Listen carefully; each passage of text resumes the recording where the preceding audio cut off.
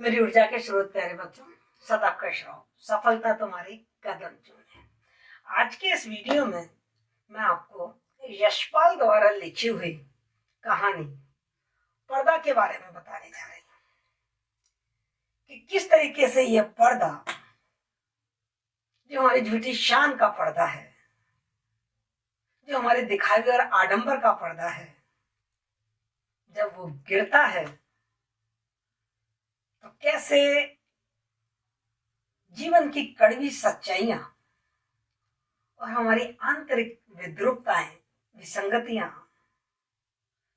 हमारी असली पोल खुलकर इस कदर सामने आती है कि व्यक्ति कहीं का नहीं रहता, ना इधर का ना उधर का। काट के उल्लू की तरह देखते रहने के सिवा उसे कुछ और सूझता ही नहीं है। आइए पहले इस कहानी को पढ़े, उसके पहले थोड़े यशपाल जी के जीवन की झलकी प्राप्त करते हैं। यशपाल प्रेमचंदोत्तर युग की जो कहानियां थी, उस नई कहानी के एक सशक्त हस्ताक्षर माने जाते हैं। उनका जन्म 3 दिसंबर 1903 को हुआ पंजाब में। उनकी मृत्यु 26 दिसंबर 1976 को हुई। उनके बचपन के जो संस्कार थे वो आर्य समाजी संस्कार थे। उनकी माताजी अध्यापिका थी और उनके माता पिता चाहते थे कि यशपाल आर्य समाज के सिद्धांतों को अपनाए और उसी क्षेत्र में कुछ आगे काम करें, समाज सेवा का, समाज सुधार का। लेकिन यशपाल बचपन से ही कुछ विद्रोही और बड़े प्रखर प्रकृति के व्यक्ति थे।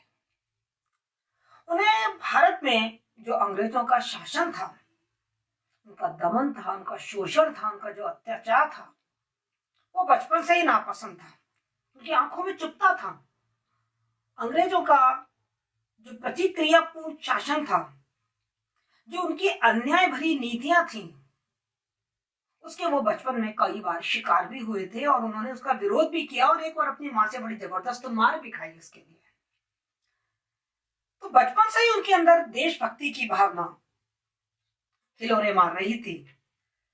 तो जैसे ही उन्होंने युवा अवस्था में कदम रखा, तो उस समय कांग्रेस का बड़ा बोलबाला था। उन्होंने कांग्रेस को ज्वाइन कर लिया और कांग्रेस को ज्वाइन करने के बाद महात्मा गांधी ने जो असहयोग आंदोलन चलाया था 1920 में, उन्होंने उस 1920 के आंदोलन में बड़ा बढ़ चढ़कर भाग लिया। पर जैसे ही 5 फरवरी 1922 को चोरी चोरा कांड होता है और महात्मा गांधी असहयोग आंदोलन को रोक देते हैं, तो यशपाल का माथा ठनक उठता है। कांग्रेस से उनका मोह भंग हो जाता है और कांग्रेस से वो दूरी बना लेते हैं और वो संपर्क में आते हैं। उसके बाद क्रांतिकारी भगत सिंह, चंद्रशेखर आजाद, सुखदेव, बटुकेश्वर दत्त, इनके संपर्क में आते हैं। लाहौर में उनकी मुलाकात भगत सिंह से होती है और वो क्रांतिकारी पार्टी को ज्वाइन कर लेते हैं। उनका मानना था कि राजनीतिक क्रांति के लिए यदि हमें आजादी प्राप्त करनी है, स्वतंत्रता प्राप्त करनी है, तो बहुत जरूरी है कि समाज में सुधार हो, रूढ़िवादिता से हम दूर हों। उनके विचारों पर हमें मार्क्सवाद का चिंतन हावी होता दिखाई देता है। अपनी क्रांतिकारी गतिविधियों के कारण उन्हें कई बार जेल यात्रा भी करनी पड़ी। 1938 में जब वो जेल से छूट कर आए, तो उन्होंने बुलेटिन नामक एक पत्र निकाला।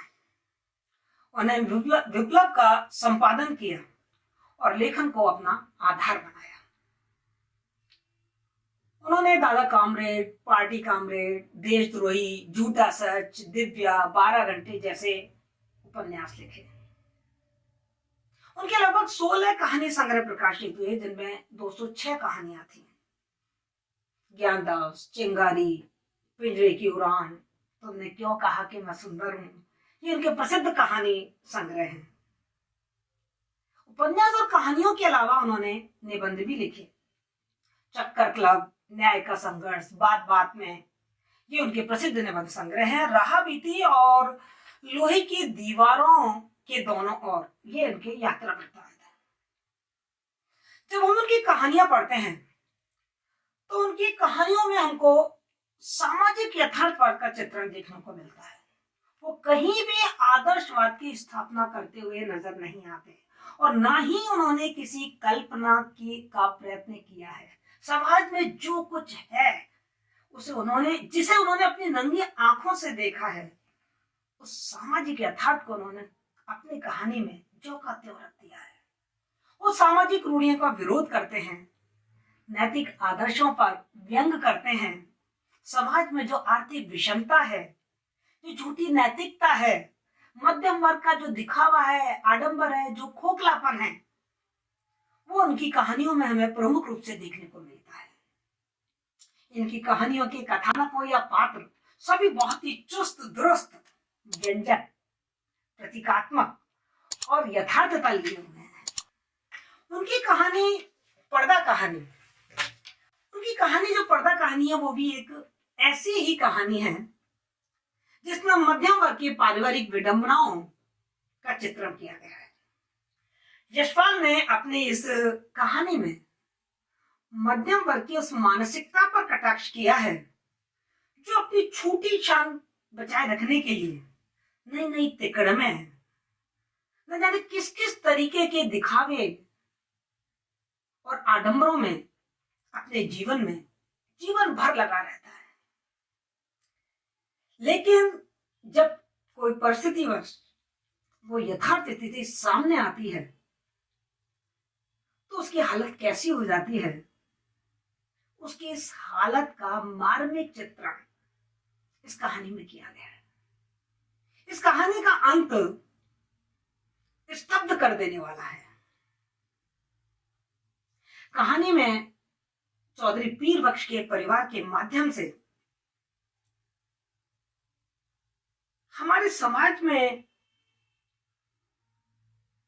जो मध्यम वर्ग की आर्थिक स्थिति है, लेकिन जो उसका दंभ है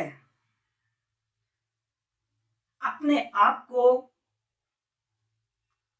एक संभ्रांत वर्ग का दिखाने का, अपनी जो झूठी शान दिखाने का, उस दंभ की परत दर परत खोलता हुआ, कोई पर्दा नहीं, हर पर्दे को चीरता हुआ, तोड़ता हुआ एक करारा व्यंग इस कहानी के माध्यम से उन्होंने हमको बताया है कि पर्दा पीर बख्श की परिवार की हर सामाजिक विषमता को, उनकी आंतरिक स्थिति को, उनकी विसंगतियों को छिपाए रखता है।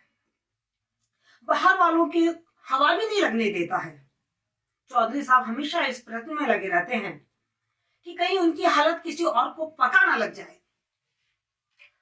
दरवाजे की किवाड़ गल जाती हैं, टूट जाती हैं, तो दरवाजे पे पर्दा टांग दिया जाता है। पर्दा जब फट जाता है तो उसे सिल दिया जाता है, और जब वो तार तार हो जाता है तो उनको एक टाट खरीदने की भी हैसियत नहीं है पीर बख्श की, लेकिन वो एक पुश्तैनी दरी को अपने आन शान और बान का प्रतीक बताते हुए उस दरी को टांग देते हैं। और वो आन बान शान बिल्कुल झूठी है, जो कहानी के अंत में खुलकर हमारे सामने आती है। और यह झूठी शान का प्रतीक, टांगी हुई दरी का पर्दा, वो भी उनकी इज्जत की रक्षा नहीं कर पाता है। इस कहानी में ये झूठ, ये आडंबर, ये खोखलापन, ये दिखावा, ये झूठी शान मध्यम वर्ग की, ये सब तो दिखाई है, उनकी मानसिकता को तो दिखाया ही है। साथ ही साथ यशपाल जी बड़ी बारीकी से जो शिक्षा व्यवस्था है उस पर भी एक व्यंग कसते हैं कि कैसे शिक्षा महंगी पे महंगी होती जा रही है।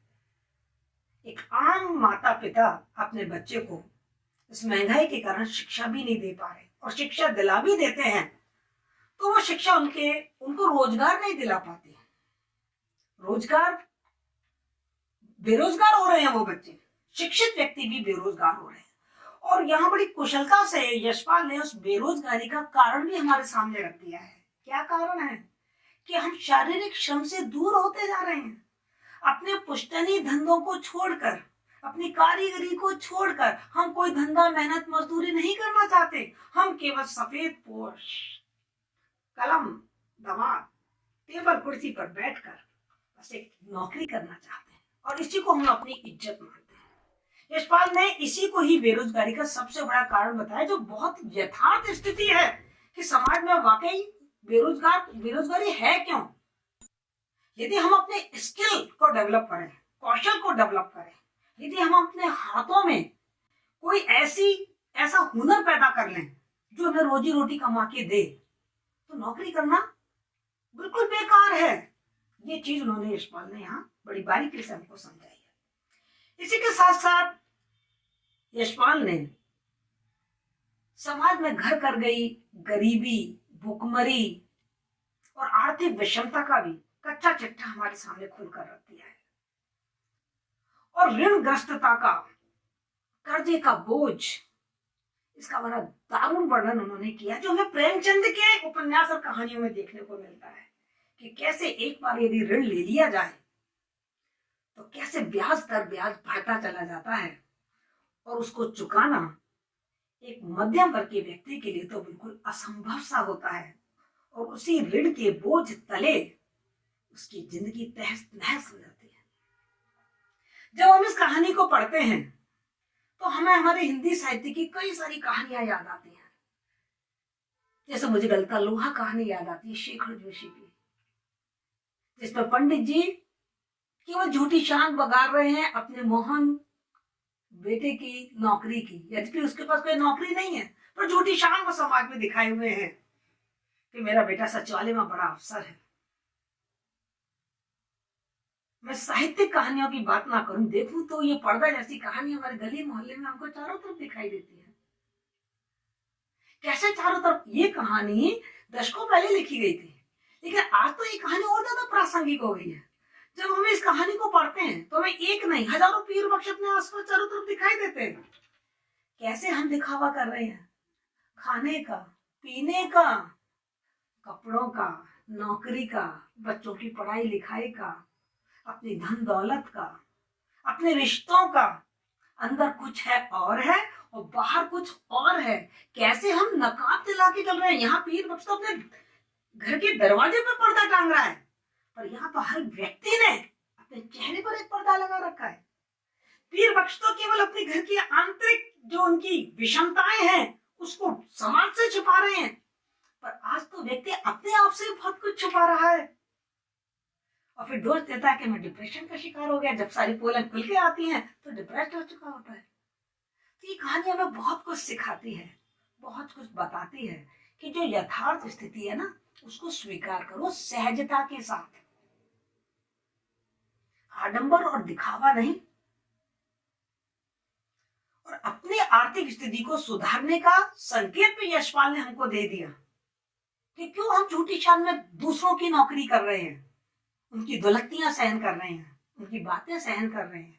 क्यों ना हम अपने हाथों में कोई हुनर या कौशल डेवलप कर लें जिससे अपने परिवार का जीवन यापन कर सके। तो आइए पढ़ते हैं पर्दा कहानी और आनंद लेते हैं कि कौन कौन सी घटनाओं से होकर गुजरती है ये पर्दा कहानी और किस तरीके से ये कहानी हमको अंत में स्तब्ध कर जाती है और एक संदेश और संकेत दे जाती है कि जीवन जीने का तरीका क्या होना चाहिए, क्या अदा है जीवन जीने की। तो ये पर्दा कहानी चौधरी पीर बख्श के खानदान की घर की पारिवारिक विडंबनाओं की कहानी है।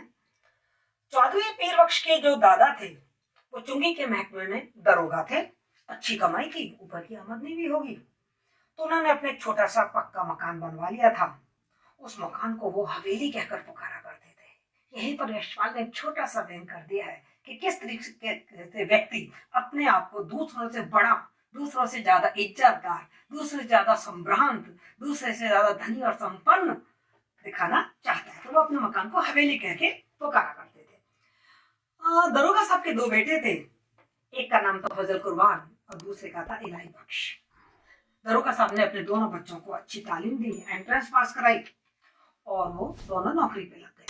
उनका एक बेटा रेलवे में लग गया और दूसरा बेटा जो इलाही बख्श था वो डाकखाने में लग गया।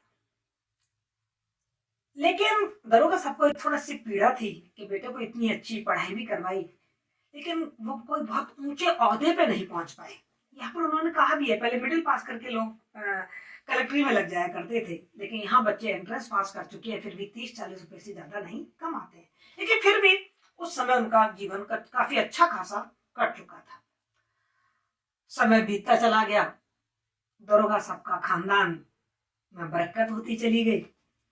जो दोनों बेटे थे उनकी शादी ब्याह हुई, और जब शादी ब्याह हुई तो जो मकान था वो अब छोटा पड़ने लगा। तो हुआ ये कि पहले दरोगा साहब बैठक में बैठ के अपने हुक्के को गुड़गुड़ाते हुए अपने दरोगाई शान को सबके सामने रखा करते थे। अब चूंकि घर में कमरे ज्यादा चाहिए थे तो जो बैठक थी उसको भी जनान खाने में शामिल कर दिया गया। अब बात घर की इज्जत की थी, क्योंकि बड़ा घर था।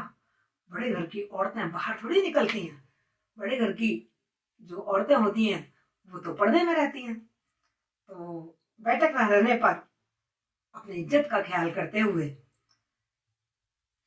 घर के दरवाजे पर, ड्योढ़ी पर बढ़िया किस्म का पर्दा लगवा दिया गया। जब तक दरोगा जी थे सब कुछ ठीक ठाक चलता रहा, लेकिन दरोगा जी के बाद जो दोनों भाई अंदर रह रहे थे तो बाहर से सब कुछ एक था, लेकिन अंदर उन सबका सब कुछ अलग अलग था। तो जब ड्योढ़ी का पर्दा फट गया तो बात ये आई कि अब ड्योढ़ी पे पर्दा कौन लेकर आए। तो यह हुआ कि दरोगा साहब के जमाने की जो रंगीन दरियां पड़ी हुई हैं शानदार वाली, उन दरियों को पर्दे के रूप में काम में लिया जाए, और वो दरियां एक के बाद एक पर्दे के रूप में लटकाई जाने लगी। अब तीसरी पीढ़ी आती है, तो वो तीसरी पीढ़ी जब घर में मेंबर बढ़ जाते हैं तो उस परिवार में, उस हवेली में कैसे समाएंगे, तो मजबूरी में अब उनको उस हवेली से बाहर कहीं और जगह ढूंढनी पड़ती है। बात कर रहे हैं कहानी में यशपाल जी इलाही बख्श जी की। जो इलाही बख्श हैं उनके 4 बेटे हैं। उन्होंने अपने बच्चों को पढ़ाया तो उनका एक बेटा पढ़ लिख कर, जिसने एंट्रेंस पास करी, वो डाकखाने में ही क्लर्क बन गया। दूसरा बेटा मिडिल तक ही पास पढ़ सका, वो कंपाउंडर बन गया। तीसरे बेटे ने भी जैसे तैसे वजीफा प्राप्त करके मिडिल की और वो किसी मदरसे में मुदर्रिस अर्थात टीचर बन गए। उनका जो चौथा बेटा था पीर बख्श, जिसकी ये कहानी हम पढ़ने जा रहे हैं, वो ज्यादा पढ़ नहीं पाए। कुछ तो अपनी फितरत के कारण और कुछ उनके पिता के पास अब इतना पैसा नहीं था कि वो उनको पढ़ा पाते। वो केवल प्राइमरी तक ही पढ़ पाए। चूंकि वो प्राइमरी तक ही पढ़ पाए थे तो उन्हें कोई बहुत ऊंची नौकरी तो मिलने वाली थी नहीं। मजदूरी और दस्तकारी, भला दरोगा के खानदान के लोग हैं, उनको करना क्या शोभा देता। सफेद पोश खानदान की इज्जत का सवाल था। तो उन्होंने एक तेल मिल में मुंशीगिरी कर ली, क्योंकि वहां पर केवल लिखत पढ़त का काम था, पैन दबाव का काम था, चाहे तनख्वाह कम थी, केवल 12 रुपए। लेकिन इस खानदान की इज्जत का ख्याल करते हुए उन्होंने ये नौकरी कर ली। शादी उनकी भी हो चुकी थी, उनके भी 3 बेटियां और 2 बेटे। अब उस घर में तो गुंजाइश थी नहीं, तो पीर बख्श को वो हवेली छोड़कर कहीं दूसरी जगह अपना घर किराए पर लेना पड़ा। और चूंकि तनख्वाह तो केवल 12 रुपए थी, जिसमें खुद पीर बख्श, उनकी पत्नी, 3 बेटियां, 2 बेटे और माँ भी उनके साथ ही रही है, तो वो कच्ची बस्ती में एक घर मिलता है, क्योंकि उसका किराया केवल मात्र 2 रुपए है और यही वो चुका सकते हैं। इससे ज्यादा महंगा वो मकान ले भी नहीं सकते। 12 रुपए तो कुल उनकी कमाई है। और वो कच्ची बस्ती कैसी है उसका वर्णन यशपाल ने बड़े अच्छे तरीके से हमारे सामने रखा है कि कच्ची गली के बीचों बीच, गली के मोहल्ले पर लगे कमेटी के नल से टपकने पानी की काली धार बहती रहती, जिसके किनारे घास उगाई थी। नाली पर मच्छरों और मक्खियों के बादल उमड़ते रहते थे। सामने रमजान धोबी की भट्टी थी, जिसमें से धुआं और सज्जी मिले उफनते कपड़ों की गंध उड़ती रहती। और दाईं ओर बीकानेरी मोचियों के घर थे, बाईं ओर वर्कशॉप में काम करने वाले कुली थे, और सारी बस्ती में केवल पीर बख्शी एक सफेद पोश थे। उनकी डोरी पे ही पर्दा लटकता था। लोग उनको चौधरी साहब और मुंशी जी कहकर पुकारते थे। और पीर बख्श ने अपनी इसी चौधराहट, इसी मुंशीगिरी को, इसकी शान को रखने के लिए भरपूर प्रयास किए, भरपूर कोशिशें की। उनकी लड़कियां, उनके घर के लोग काम कर सकते थे, लेकिन भला बड़ा खानदान है, उनकी लड़कियां बाहर निकलती, उनकी स्त्रियां घर से बाहर निकलती, कोई काम करती। इवन घर का काम भी पीर बख्शी ही करते थे। सरकारी जो नल लगा हुआ था उससे भी पानी भर भर के पीर बख्शी लेके जाया करते थे। और भरा पूरा परिवार है, घर में बूढ़ी माँ है, पत्नी है, बच्चे पे बच्चे पैदा हो ही रहे हैं, 3 बेटियां 2 बेटे, तो घर में कुछ ना कुछ खर्चा तो लगा ही रहता है। तनख्वाह है केवल 12 रुपए, महीने की 7 तारीख को केवल 12 रुपए मिल जाते हैं। कोई एडवांस वगैरह मिले तो मालिक देता नहीं है। और जब किसी काम के लिए उनको किसी पैसे की जरूरत पड़ती है तो पीर वक्त क्या करते हैं कि घर का कोई सामान होता है उसको गिरवी रख के पैसा ले आते हैं। अब ये तो हमको मालूम है कि वो पैसा ले आते हैं कर्जे पर, लेकिन वो कर्जा चुका नहीं पाते क्योंकि उनकी इनकम ही नहीं है, तो चुकाएंगे कहां से? और फिर उसका इतना ब्याज बढ़ जाता है। तो वो कोई भी घर का सामान जो एक बार गया सस्ते में जाता है, क्योंकि वो मतलब जब गिरवी रखते हैं तो वो पूरी कीमत तो मिलती नहीं है, लेकिन वो सामान उनका वापस कभी भी नहीं आता है।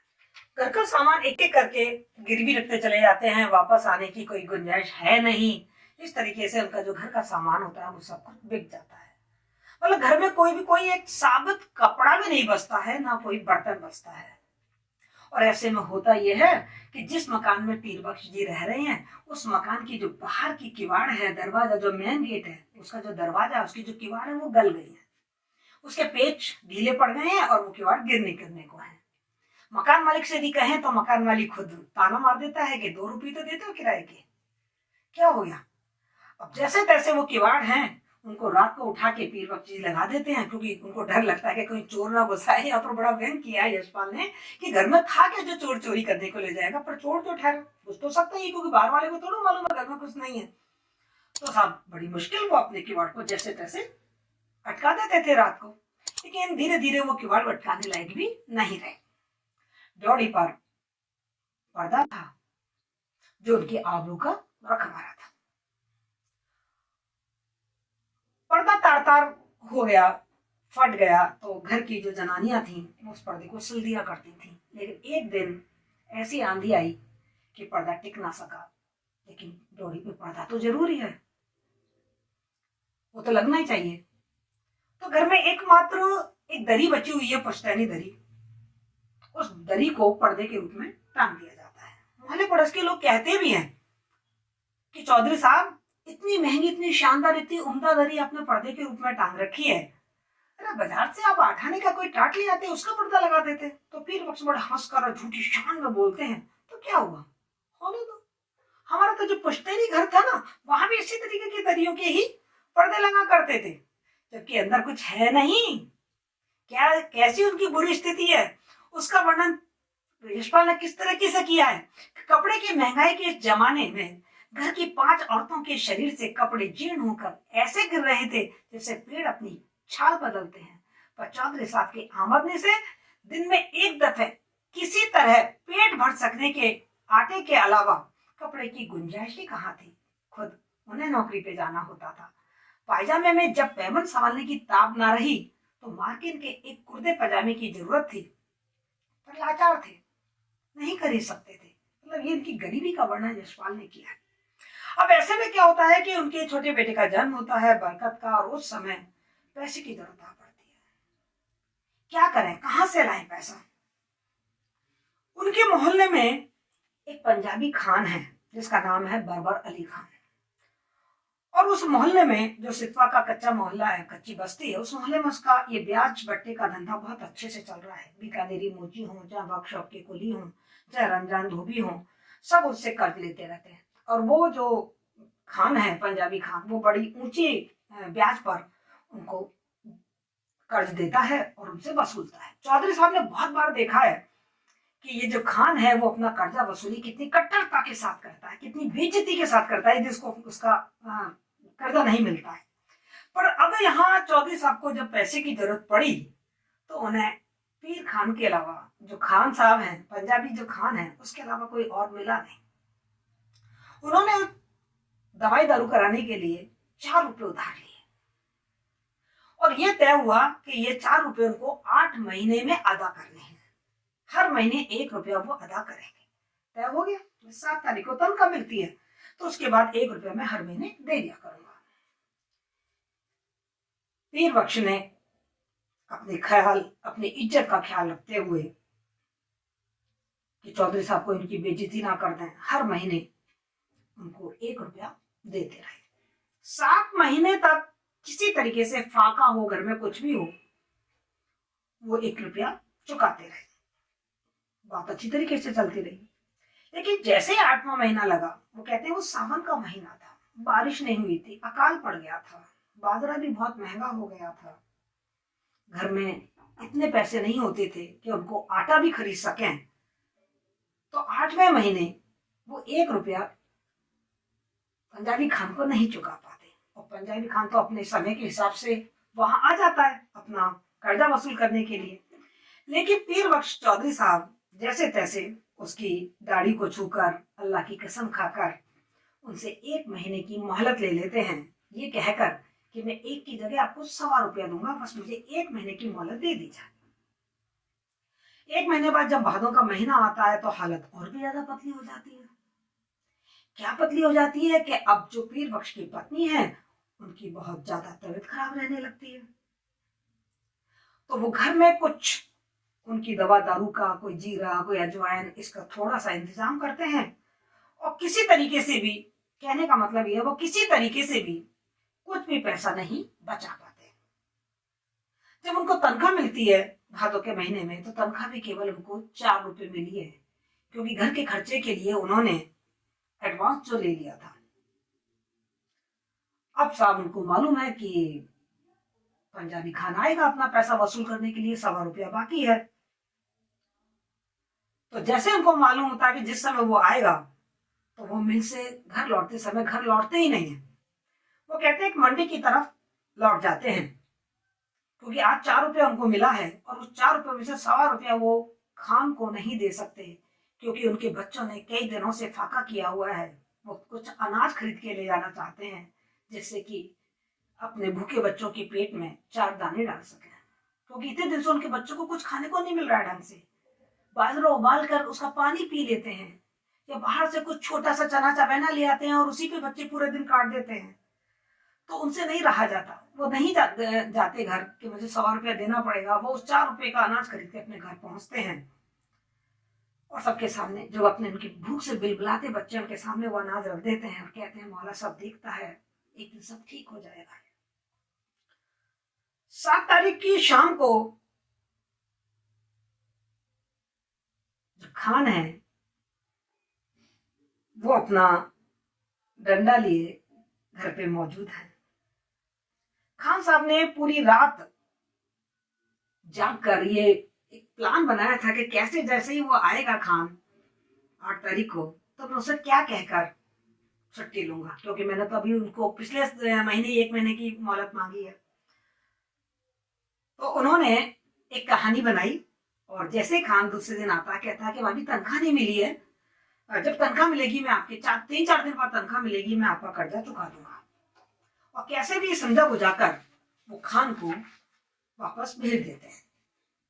4 दिन भी बीत जाते हैं, लेकिन पीर साहब के पास कहीं रुपया तो है नहीं। वो आसपास अपने यार दोस्तों से सबसे पैसा मांगने की कोशिश करते हैं, पर पैसा तो किसी के पास भी नहीं है। आर्थिक विषमता का वर्णन यहाँ यशपाल ने किया है कि हर व्यक्ति की हालत ऐसी है जो कर्ज में दबा हुआ है, नहीं है उसके पास पैसा। तो पीर बख्श आपको याद आता है कि खान तो क्या गालियां बकेगा, मोटे मोटे क्या बेइज्जती करेगा। उनको इस बेइज्जती का बड़ा डर लगता है और वो दूसरे दिन सुबह अपने घर से ही बाहर चले जाते हैं। खान आता है और जब चौधरी साहब को पुकारता है तो घर की औरतें पर्दे के अंदर से कहती हैं कि चौधरी साहब तो घर नहीं है। उसको विश्वास नहीं होता खान को, बहुत मोटी मोटी गालियां बकता है और कहता है कि अंदर छिप रहा है, उसको बाहर निकालो, उसको कर्जा देना है। कैसे भी समझा बुझा के घर की औरतें उसको वापस भेज देती हैं कि वो आपके पैसे का इंतजाम करने ही गए हुए हैं, जैसे आएंगे आपका कर्जा चुका दिया जाएगा। अब बात ऐसी होती है कि शाम को जब चौधरी पीर बख्श घर में होते हैं, खान फिर डंडा लेके घर पे आ धमकता है और पर्दे को ठेल ठेल कर वो बहुत जबरदस्त पीर बख्श के लिए बड़े कड़वे कड़वे शब्द कहता है, कहानियां कहता है। यशपाल जी कहते हैं उस कहानी को सुनकर किसी भी इज्जतदार व्यक्ति का खून उबल जाना चाहिए। पीर बख्श इज्जत की तो बात कर रहे हैं, तभी तो पर्दा लटका रखा है, लेकिन उस इज्जत वाले व्यक्ति की वो कहानियां सुनकर कोई उबाल नहीं आता, मतलब कोई स्वाभिमान को चोट नहीं पहुंचती, वो निर्जीव से हो जाते हैं, लेकिन निश्चेष नहीं रह पाते, बाहर निकलते हैं। और जैसे वो बाहर निकलते हैं तो खान कहता है पैसा नहीं देने के वास्ते चिपता है। एक से एक बढ़ती 3 गालियां एक साथ खान के मुंह से पीर बख्श के पुरखों के लिए निकल पड़ती हैं, लेकिन पीर बख्श केवल उसकी चिरौरी कर रहे हैं, उसको मान मनोबल कर रहे हैं उसका। लेकिन पीर कहाँ मानने वाला है। पैसा नहीं देना तो लिया क्यों, तनका किधर में जाता, आरामी हमारा पैसा, हम तुम्हारा खाल खींच लेगा। पैसा नहीं है तो ये घर पे पर्दा क्यों लटका रखा है, शरीफ ज्यादा बनता है, मुझे कुछ भी दो, तुम्हारी बीवी का गहना दो, बर्तन दो, कुछ भी दो, कुछ दो। पीर बख्श कहते हैं मेरे घर में कुछ भी नहीं है, बर्तन भी नहीं है, गहना भी नहीं है, कुछ भी नहीं है। तो कहता है मेरे पास कुछ नहीं है, बेशक आप मेरी इस खाल को उतार लें। तो आप शब्द देखो जो खान बोलता है, खान आग बबूला हो गया, हम तुम्हारे इस खाल का क्या करेगा, इस खाल से तो जूता भी नहीं बनेगा, उससे तो ये दरी बढ़िया। और ये कहते हुए पीर बख्श जो लटकी हुई दरी है उसको झटका देके उतार देता है। और यही कहानी इंसान को, हमको, पाठक को, श्रोता को स्तब्ध कर देती है। जोड़ी से पर्दा हटने के साथ ही चौधरी साहब का जीवन टूट जाती है, वो डगमगाकर जमीन पर गिर जाते हैं। इस दृश्य को देख सकने की ताक चौधरी साहब में नहीं थी। बाहर भीड़ खड़ी है, घर की लड़कियां और औरतें पर्दे की दूसरी ओर घटती घटना के कारण डर से सशंकित होकर इकट्ठी होकर खड़ी हो गई हैं, आंगन में कांप रही हैं। और सहसा पर्दा हट जाने से औरतें ऐसे सिकुड़ गईं क्योंकि उनके शरीर पे कोई वस्त्र ही नहीं है। जो उनके शरीर पे चिथड़े लटक रहे हैं वो उनके शरीर का 1/3 भाग भी ढकने में समर्थ नहीं है। उस नंगी भूखी औरतों को देखकर भीड़ भी शर्मा जाती है और चौधरी का ताव भी, चौधरी तो बेहोश पड़े ही हैं, सॉरी, जो खान साहब है उनका जो ताव है वो भी ठंडा पड़ जाता है।